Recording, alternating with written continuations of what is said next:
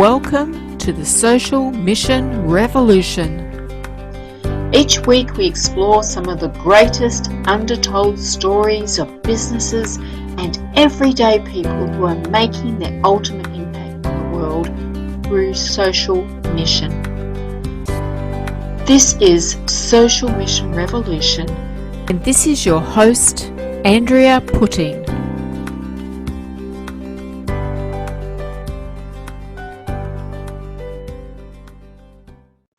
Welcome to another edition of the Social Mission Revolution, and today I'm with Kendra Bostick, who is in Chile at the moment. So I'm really happy to be able to have someone on a completely different part of the world to be able to share their stories and experience in social mission. So welcome, Kendra.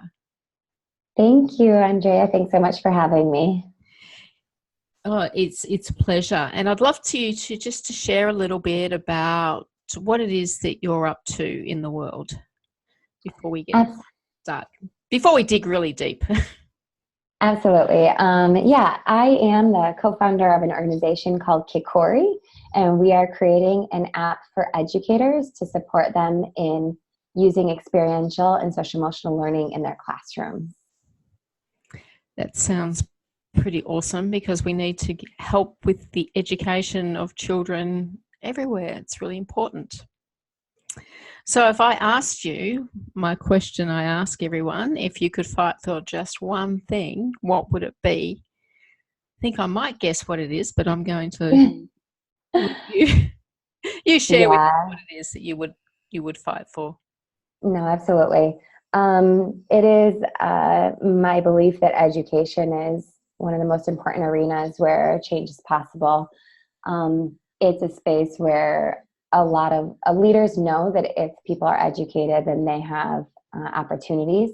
And it's also a place where those in power often don't put funding, because it will change the power dynamic. And so the big fight that I care about is really social justice in the area of education.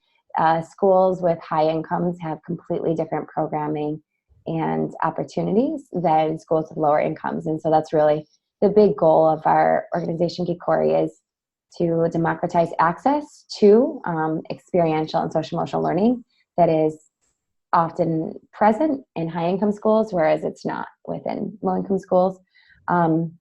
This occurs in the United States and Australia and Europe, but even more so in countries, in developing countries, they are lacking even access to these types of materials. And so that's our big mission, is to create a platform that has the content and training available on something which everyone in the world has, and has really become one of our great equalizers, the cell phone.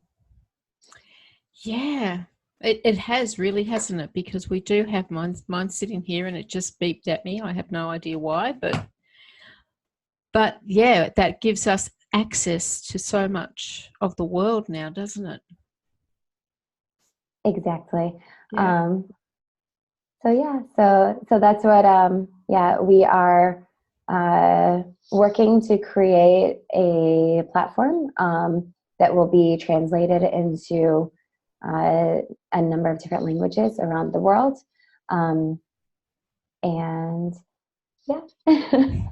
So is there a story behind that for you personally, about making sure that the education is more equal around the world? I was a school social worker for 5 years.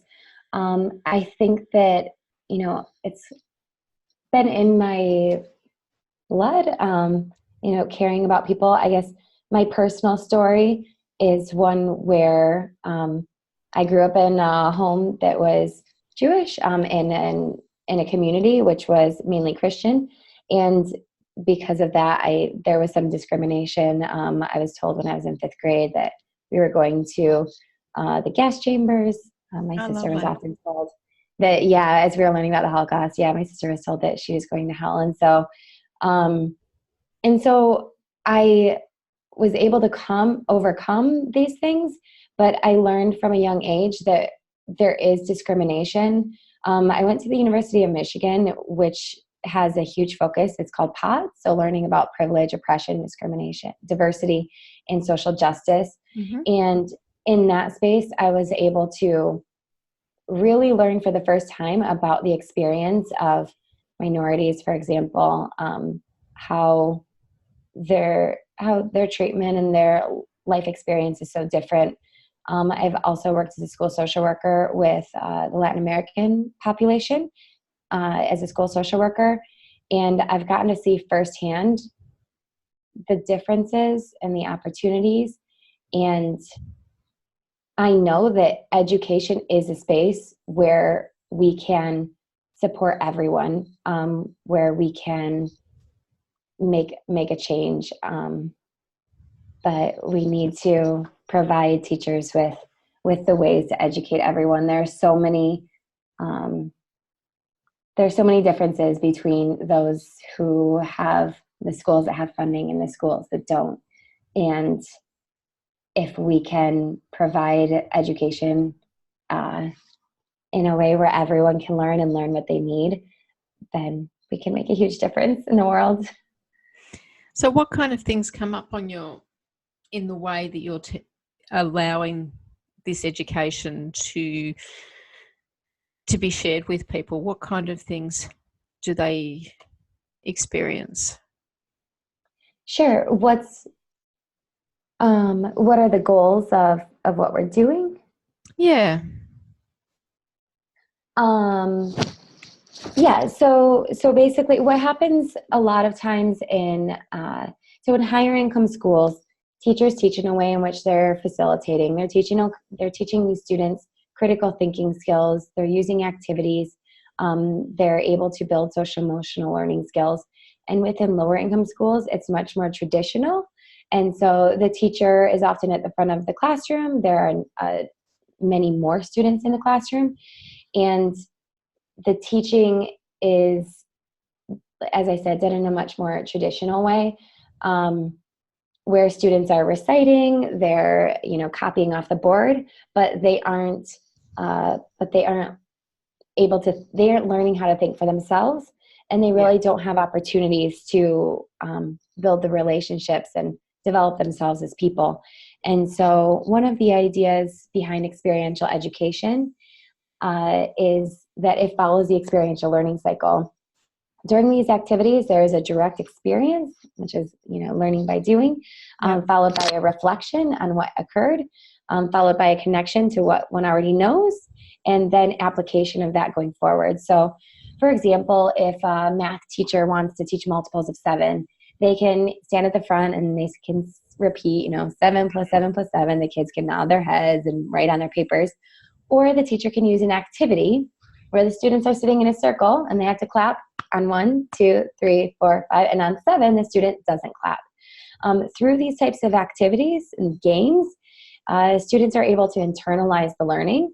Now what happens on 14 when someone claps and says 14 and the students are upset and yell at the student, right? The student, you ruined the game for us. The student might cross his arms and not want to play anymore, might shut down. And this gives the teacher an opportunity where she can ask, what happened? We were upset, like he made a mistake, it ruined our game. What happened next? He stopped wanting to play.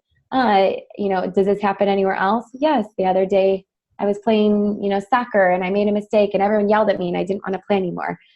Is this what we want in our classroom? Do we want to be afraid to take risks? Do we want to treat each other this way? Whereas the students can understand what they're doing, how they're doing it, and can agree, oh yeah, what could we do instead? We can give high fives. We can say it's okay. And the next day while they're playing a game, this transfer of learning can take place. And so that's really the idea behind the program, is that teachers will be able to search for, so the activities are aligned with teaching standards, social emotional learning standards, 21st century skills, and teachers will be able to search for an activity that meets their teaching standards and their classroom needs, and provide an activity that meets all of those goals. Yeah. I like that on a few different levels. I like the fact that while they're learning one thing, they're also learning that how do you interact with each other, which is very important. And a lot of people do not understand that and do not learn that. Exactly.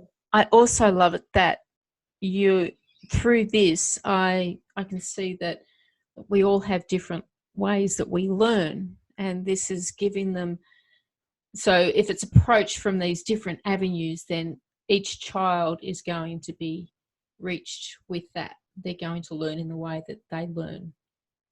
100%. Yeah. One of the most difficult things about school is it's amazing for kids who are good at sitting in their seats, who are good at reading and math, but all of the jobs in the world and society isn't made up of people who sit in their seats and are good at reading and math.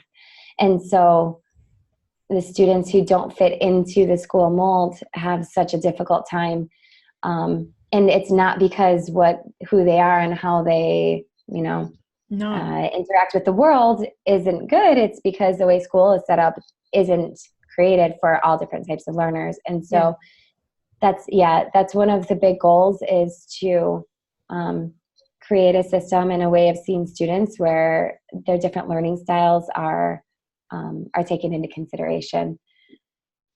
Yeah. So I know even the most intelligent child can fail at school because they're not being given those opportunities to learn in the way that they need to learn, or to be challenged in the way they need to be challenged. And they end up not achieving.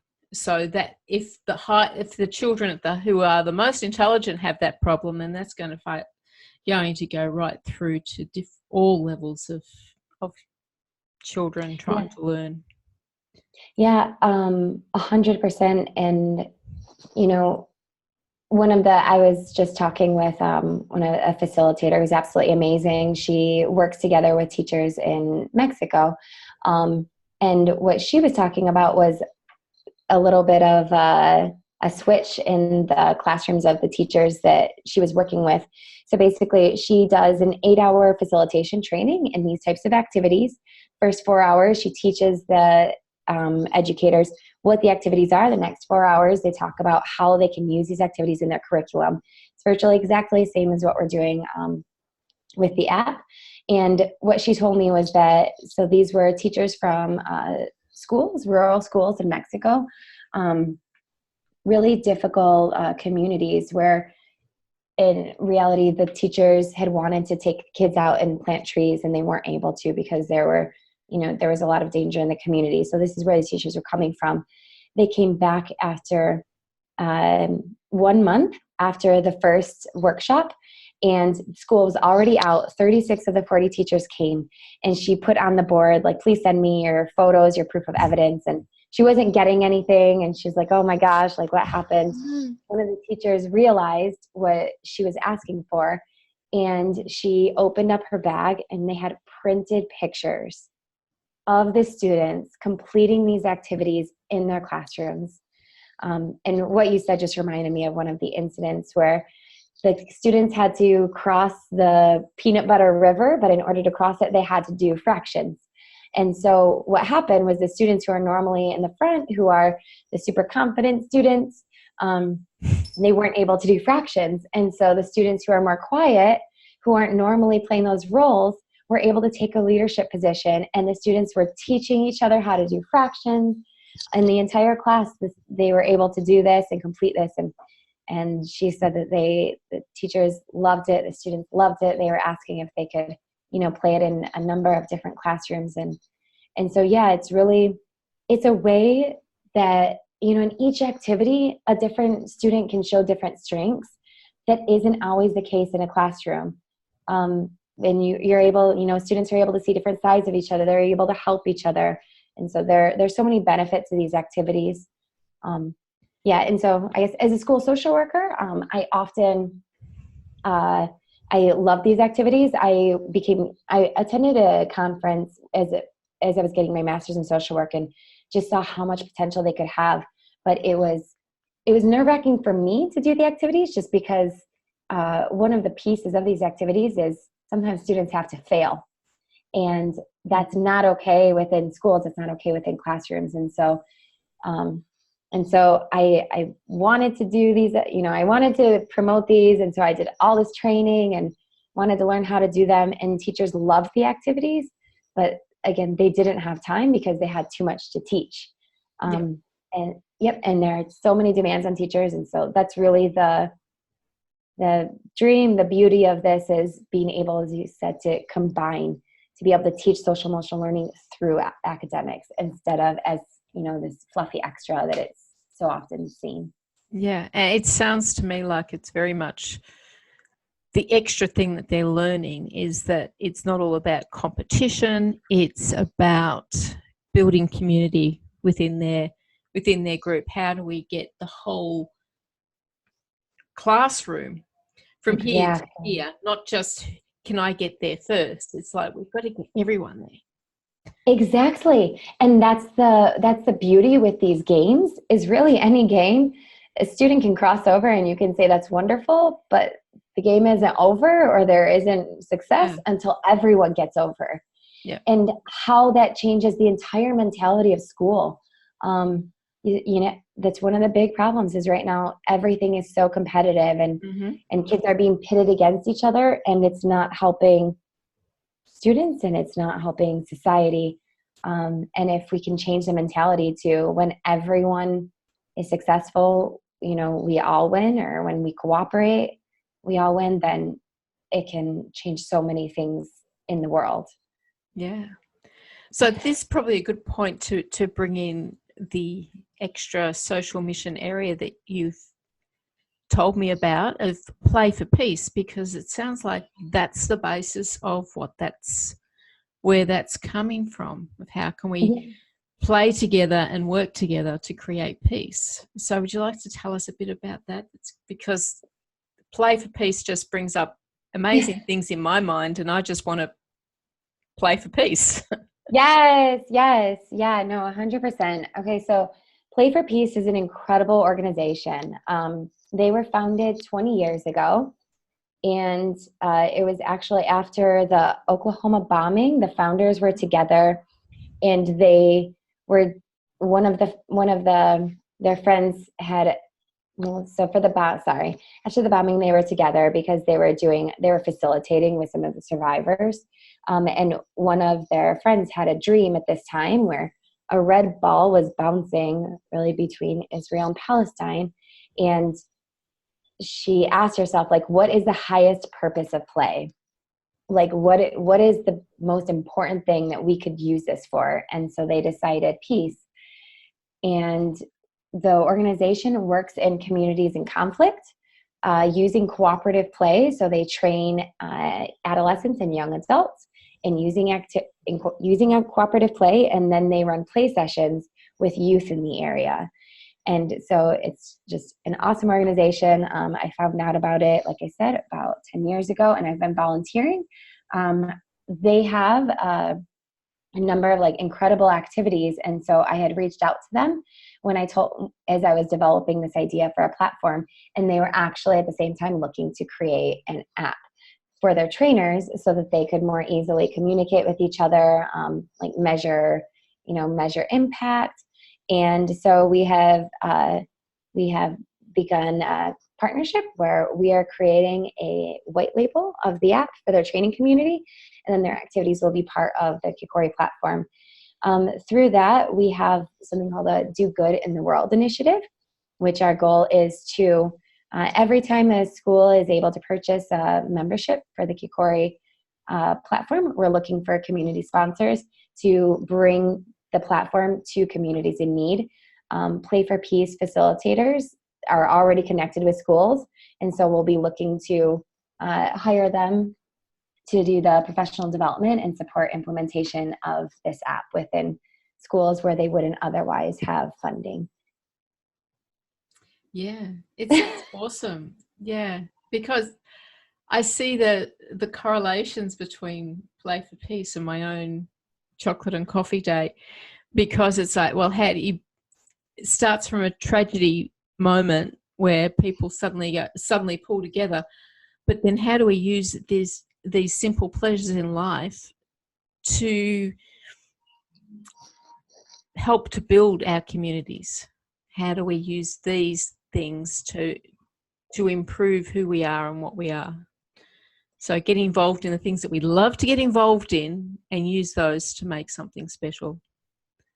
Yeah, 100%. Something that came up for me is also that I think it's 4-to-1 positive. You need like 4-to-1 positive things versus negative things.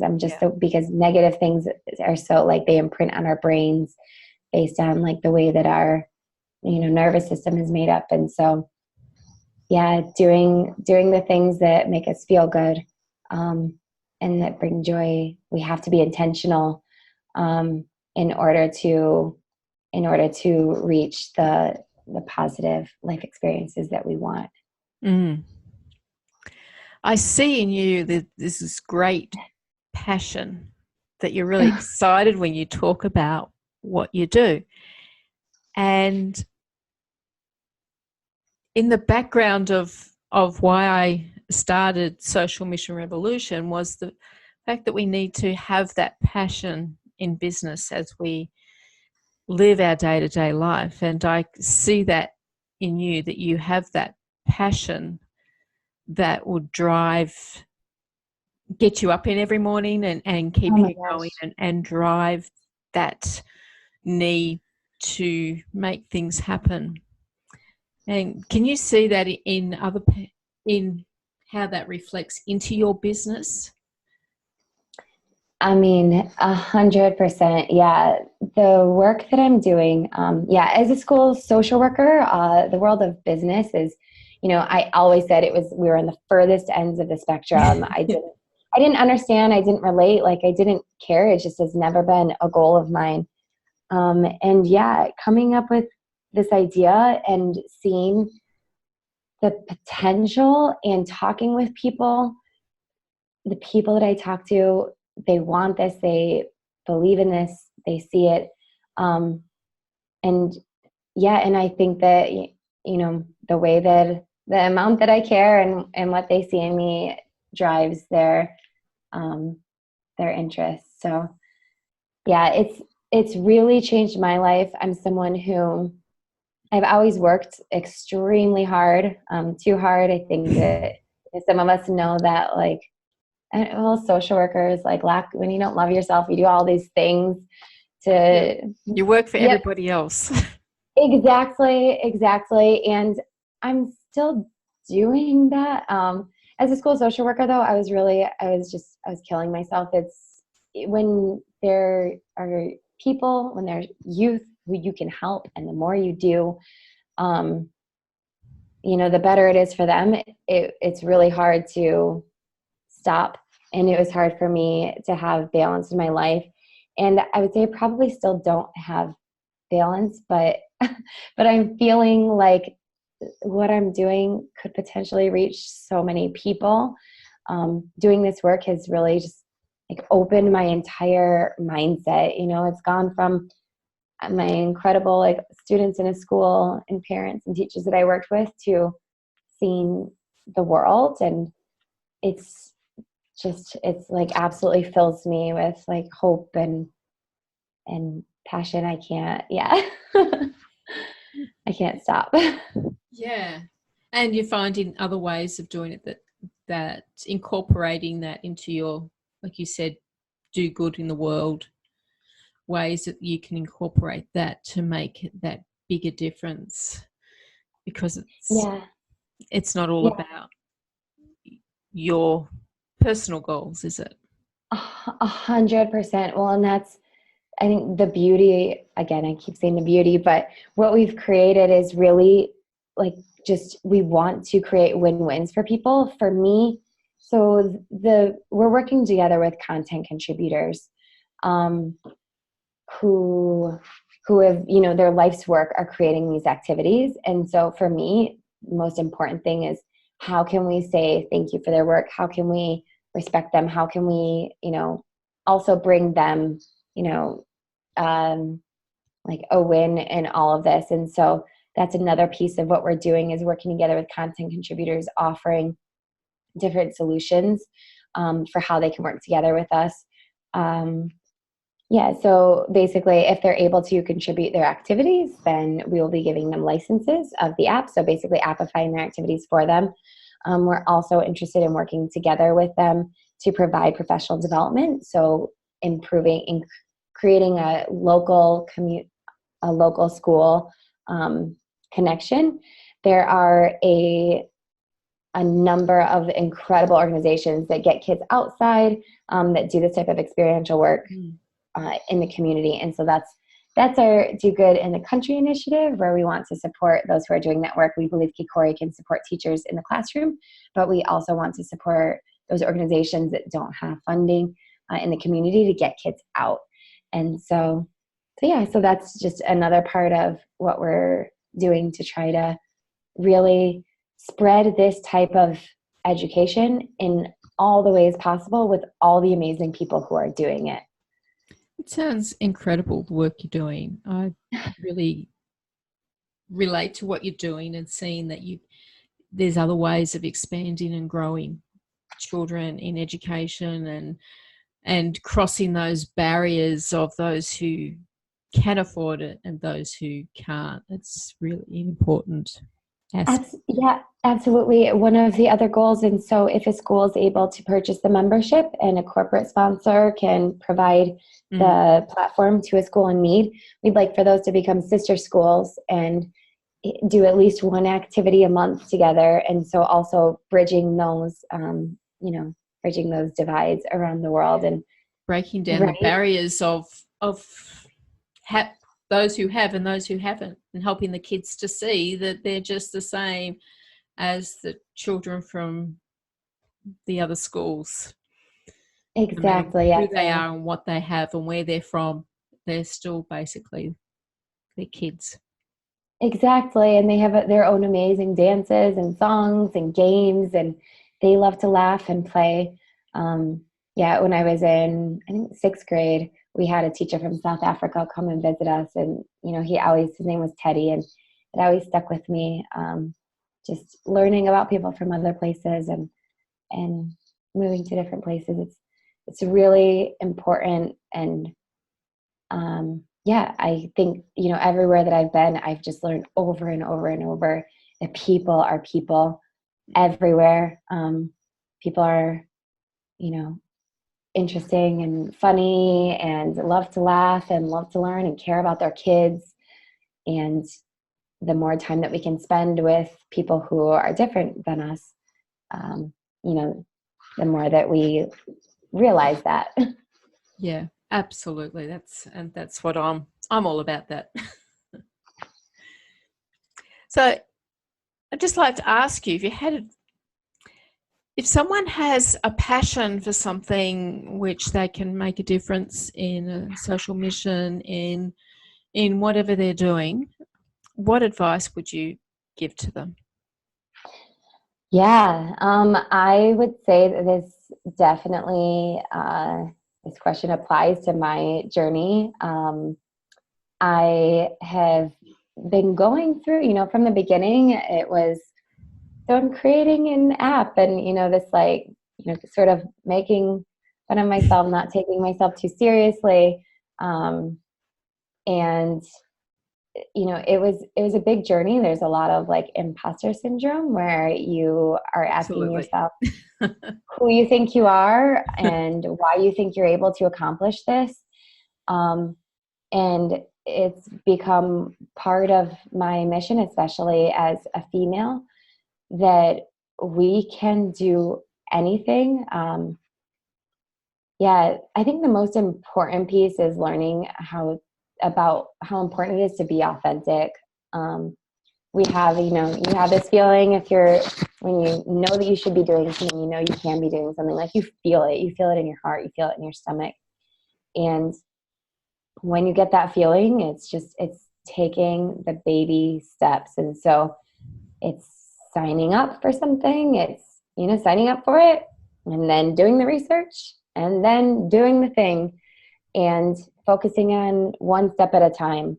I can say in my personal experience, we say #thank you Google. So we think Google in the morning, we think Google in the evening. Every single thing that I have learned. No, there are actually like a number of people who've been incredibly supportive. And as I continue to show up and continue to follow through with what I say, they believe in me more strongly. But yeah, there's so many different courses. There are free courses online. There are programs that you can be a part of. It's just making a decision to take the steps and following through. So everything is out there for you. There are so many people that are in a similar position who don't know what the heck they're doing, but that care, that will, and there's so many places to meet them. Like there are meetups, there are Facebook groups, moving here. So I moved to Santiago 2 years ago, and there's a co-working space that had free charlas, free talks for entrepreneurs. And through that, I found my developer and made a number of amazing friends. And yeah, so it's all about making a decision and then doing the baby steps and finding people who are doing the same thing. Step by step. 100%. Yep. Well, thank you so much for talking with us today, Kendra. I've really learned a lot about the ways that we can look at education in a different way and how that can help to build community in schools and help children to understand that other children are just the same as they are, and help to not just even out education, but even out the society. Help us see each other in a new light. 100%. I wanted to also just mention that I wouldn't be here without my incredible co-founder, Bryn. There's an awesome 3-minute TED Talk about how change really happens, and it's not the first person that has the idea, but the person that believes in you. And so without her, I wouldn't be able to be here. But she's an expert in experiential ed. She's an adventure coordinator at an expeditionary learning school, and she is, she follows through. She says what she's going to do, and then she does it. And so I just wanted to add that's also an important piece is finding those people who have a similar mission and just being there for each other. Yeah, I know that makes an incredible difference, is having people around you that support you in what you're doing and just keeps you on track.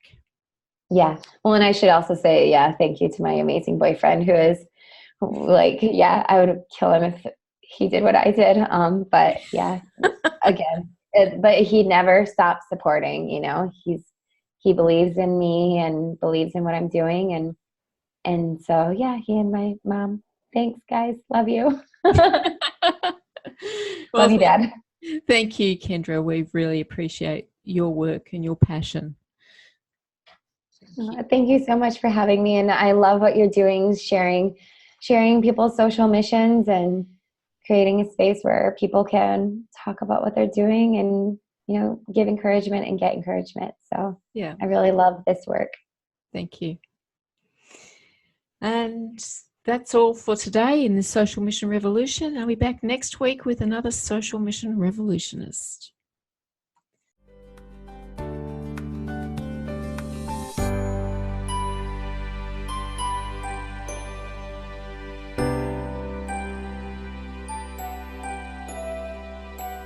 This has been the Social Mission Revolution with Andrea Putting.